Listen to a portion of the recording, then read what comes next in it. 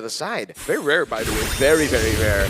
And you will be locked down, by the way. I know why. Why?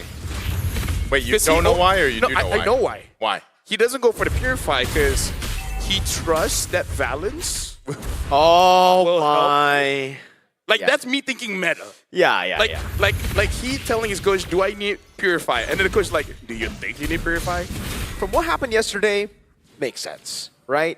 But you are going to be way more vulnerable to getting kicked. So that's a give and take. I guess that's the give and take that Dianfengyaoguai are comfortable with. Let's take a look at the emblems though. This time it's Master Assassin. See, for Long, he thinks he's going to be able to win out the lane against the Harren, which is a very, very good call. Tenacity on the Esmeralda. Nothing too crazy on the other side though, yeah? Yeah, just a classic Tenacity Vitality. A bit of thrill there for Valence so that he has more base damage to play with. Yeah, quick arcane boots coming in from both E1 as well as Chiku. So, but this time I don't think Chiku should be getting that many kills because it's quite tanky and Zed does have that Revitalize. Yeah. So if somehow Chiku gets a lot of kills, that's really their fault. I mean, even in the last game, I was just surprised that he got that triple so early on, and that's just kind of what paved the way, you know, to that scaling and that MVP performance that he had. But in this case, I think for CG Esports, it's more so it's going to be a little bit slower paced, unless depending on how that first turtle goes too, because on both sides you have great level 4 power spikes in terms of like the ultimates that are available to them. Okay, level 4 already for Yi1, Esmeralda as well there.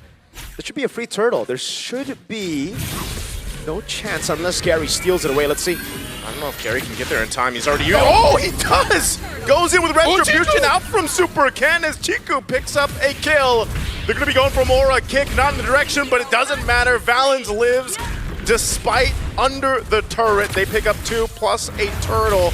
Gary wants to take more. He's going to go ahead and grab himself a purple buff from DFYG. Don't worry, LaFell. I saw that reaction. It worked out. It worked out. No, I was sneezing, so I looked away. Right. He survived too. It worked out. It worked out. Hey. See. Maybe we should talk about working out. We worked out in the morning. Oh no. Okay, Gary's fine. Gary's already again doing this to Super Chem, and the gap is going to be crazy here as Gary has stolen away the purple buff, has stolen away a green camp. Super Ken can't do anything right now but go for Lethal Wanderer. He's going to be at least 2 levels down by the time Gary, or sorry, 1 level down by the time Gary clears up orange. Yeah, so honestly at this point, CG, that was a good way to steal away that turtle. But right now I kind of want to see a bit more systematic coming in from them because I feel like their mid trio is pretty good at starting pulls. They want to start this one up here in that gold lane. Amzik trying to get away, a jump defensively by Zed. And Valence doesn't have the flicker, so he can't really continue on there. So nothing happens. Thank goodness. No, good cancel there from Long. Let's take a look at the items here. Super Ken is able to steal away a green camp, so that levels things a bit more. But yeah, Gary is so consistently farming out. 200 gold lead for the jungle. It's still manageable, really, for Dianfengyaoguai. It's not the crazy lead that we saw with 3 kills on Chiku. But still, it's not what you would expect with this composition. You would expect a free neutral objective contest earlier. Yeah, no, at CG, I kind of feel like they're on a ticking time bomb because they're not using a draft that, personally, in my opinion, scales as well as Dianfengyaoguai. Especially, like, the only reason why they can go to the late game is probably just Chiku. But Chiku really has to be the one to take care of 2. Long and Super Ken, or E1 and Long, like, as long as they're able to get 2, I feel like CG will have enough damage for the rest. Yeah, fighting for the turtle here. Valence looking for a setup. Whoa, in the gold lane too. A little 1v1, but they already started up around the turtle. E1 gonna have to back off. That feathered airstrike won't hit anybody. No use there. A jump from Zed fell on the chase. Chiku will survive. They pull off the turtle, but after getting a kill, CG should have the green light for this one.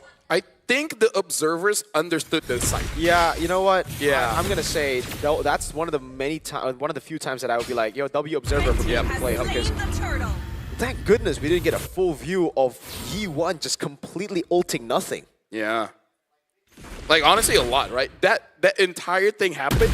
I can't believe we looked away, we came back, and basically no one died. And we were happy that we looked away. Yeah, I was quite glad. Too. I mean, part of that is just, you know, you were talking about the scaling earlier on here, LaFell, and I would say that if CG does end it quickly off of, you know, maybe some of the errors that we see from DFYG, you kind of get to avoid that power spike that's going to come from Lung here on the Claude, and I feel like, you know, that's what needs to happen with this lineup that DFYG has. Yeah, not just Lung, but Super Ken as well. And I think that Dianfengyaoguai, they have a good draft to really protect their base. Oh, this time again, Feathered Airstrike going to be used, and it just no hit at all. The turret's still going to stay up, though, 1 HP on that mid. Yeah, but probably not going to survive all that long. Balance does have the Way of the Dragon. I just want to see that. Yeah. He has it. Not saying he should use it, He has it. but he has it. In some scenarios, he should use it, but he has it right now, is what LaFell's trying to tell y'all back at home, all right? But yeah, so far, even with the Vengeance, it seems like it is a big problem still. Balance, hey! Oh, Balance. Okay, he's good, he's good. He got the turn. He understands with all the martial art trains that he has done. You can punch a structure until it crumbles. Yeah. Don't be afraid of the guy that trains 1,000 different punches. But be afraid of the Grok, because they tried to do that the last game, and the Grok did not go down. Yeah. He's kind of a structure, isn't he? Yeah, Doesn't he have a yeah. castle on him or something? Yeah.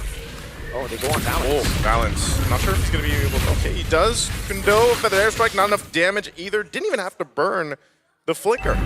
I feel Valens did something to Dianfengyaoguai because they just love him, or technically they hate him. Both games now, it's just they target Valens. I mean, like, love and hate, they're usually speaking in the same breath.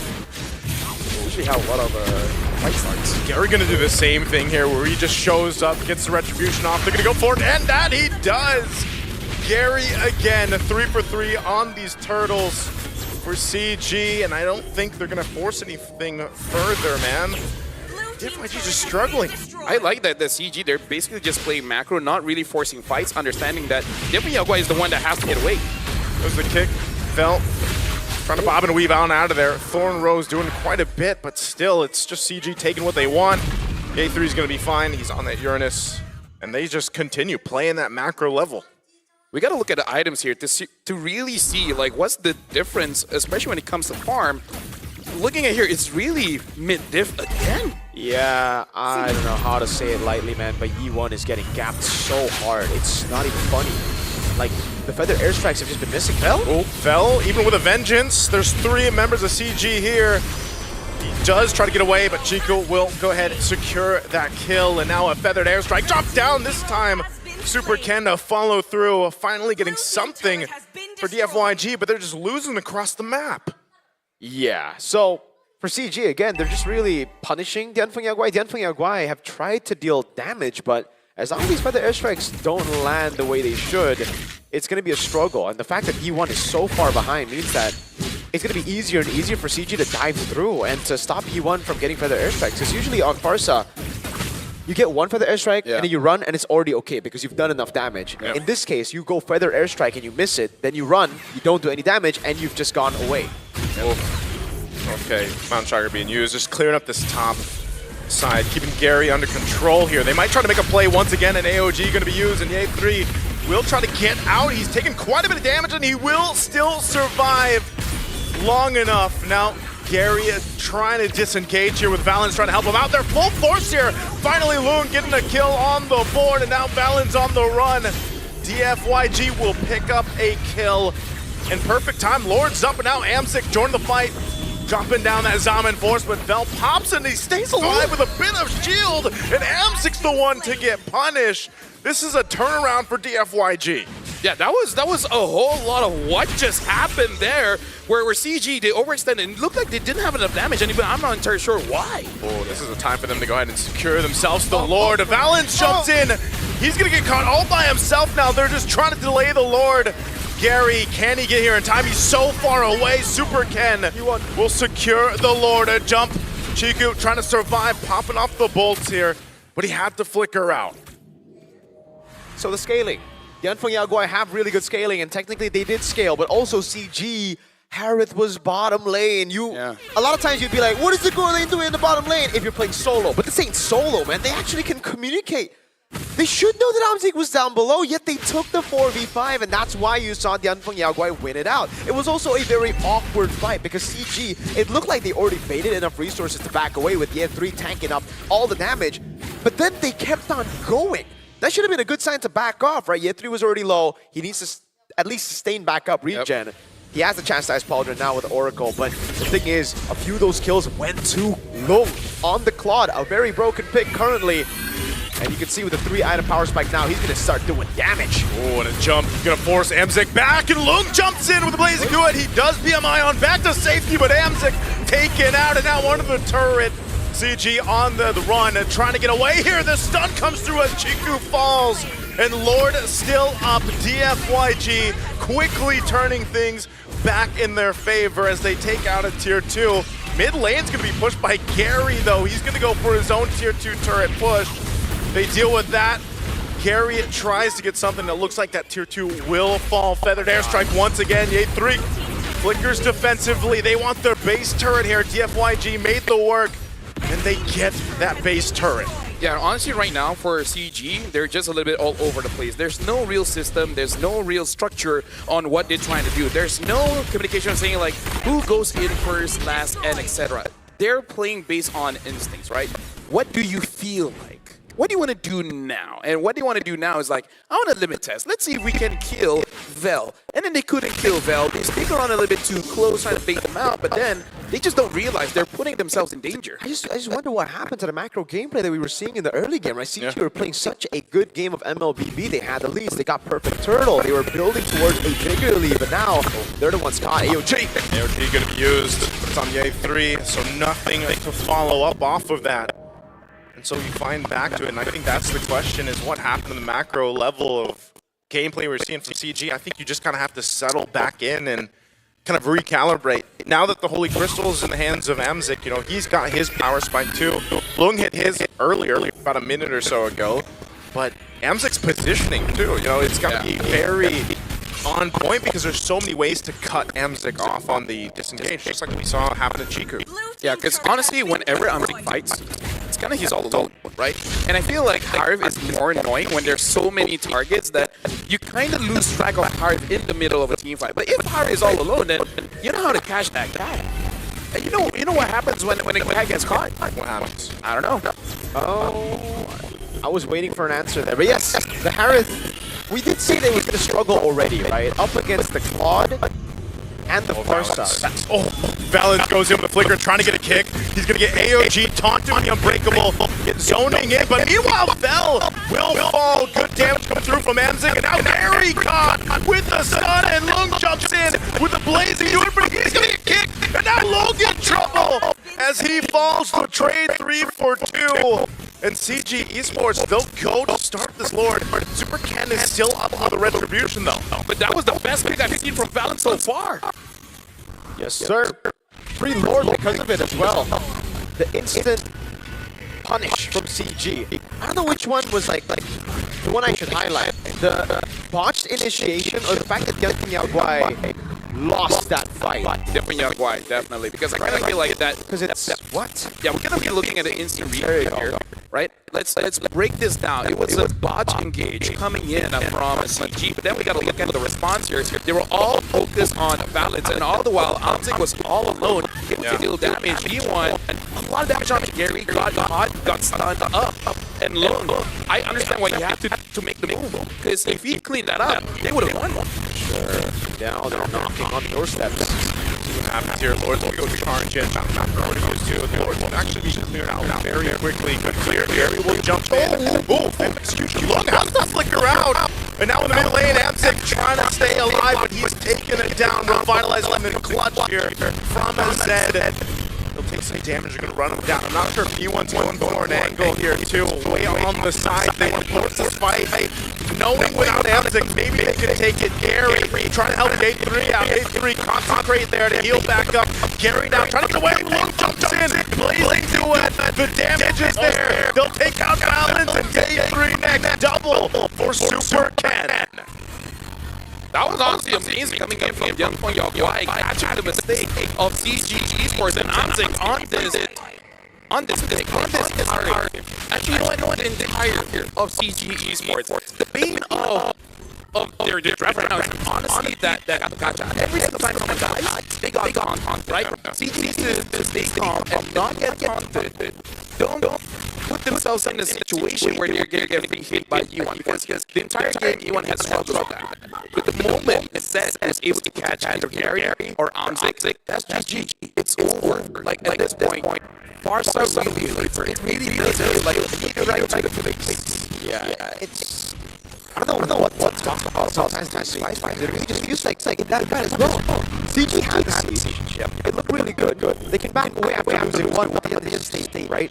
So right now they should just respect it. I'm seeing on the Harrow, this is a very difficult game to pull off. Yeah. You gotta remember that Esmeralda, Norris, and Claude, all of those counters. Back then, Logan's gonna build up Norris to win the round is gonna be an even bigger problem later on. So I'm taking this point to try to in a way where he plays the Harrow as an assassin. He comes in very late in the fight. So you go forward. I stop him forward. Kill E1.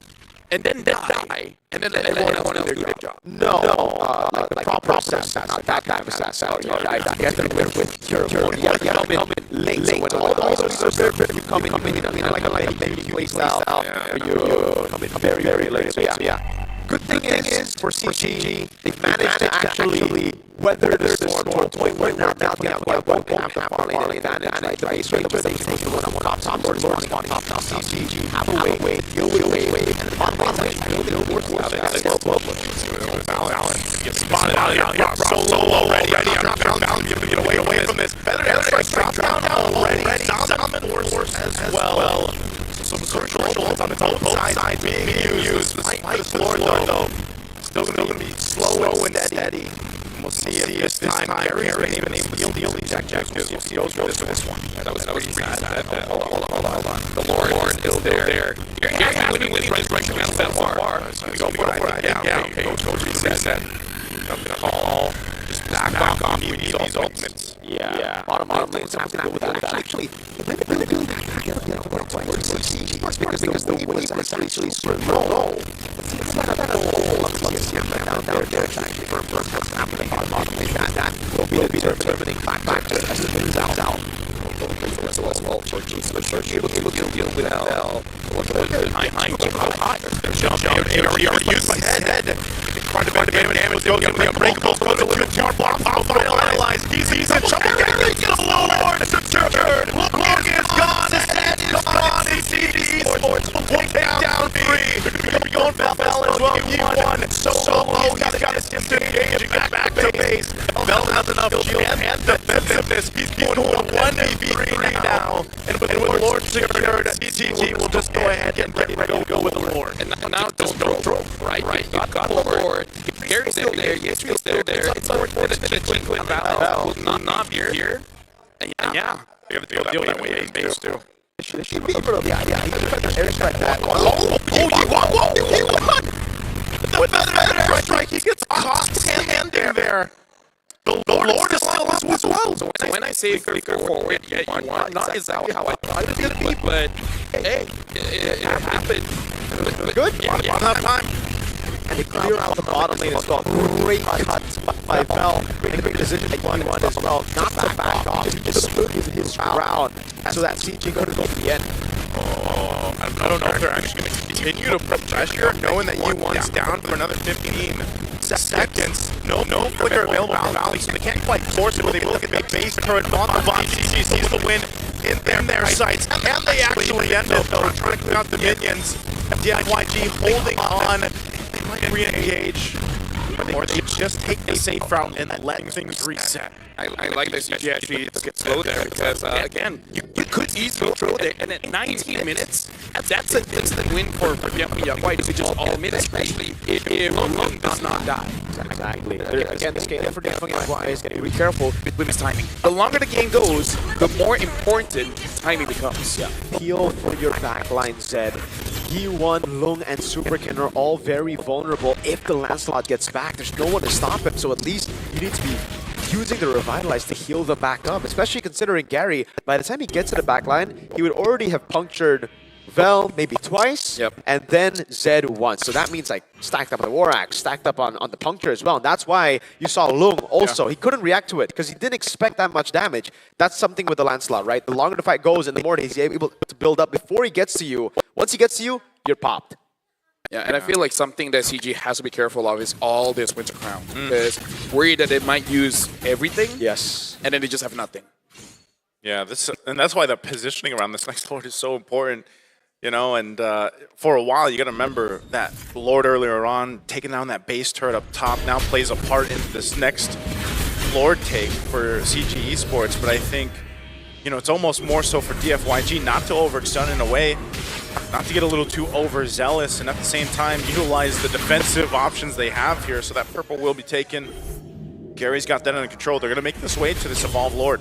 Knowing CG, they're probably thinking, how do they end the game with a backdoor? Look at Balance, look at Balance. This could be it, this could be the winning play. He might go right Look, wherever should check. G1 sets up, yeah. Oh, Balance is going to go for it. He gets the G no, and yeah, the kickoff too. Lunga is gone. Flicker not used or anything else. But the fight's still going to be breaking out as Yi1 picks up a kill with a feathered airstrike. But Super Ken is out of the picture as well. And CG Esports will go to the mid lane. They use the Flicker out. Yi1, no feathered airstrike with Vel. They're going to wait for this minions to push in, and CG Esports, they'll just go for it. Ye3 tanks up the damage, but Gary can end it here as they go for the sweep, sending DFYG out of M7.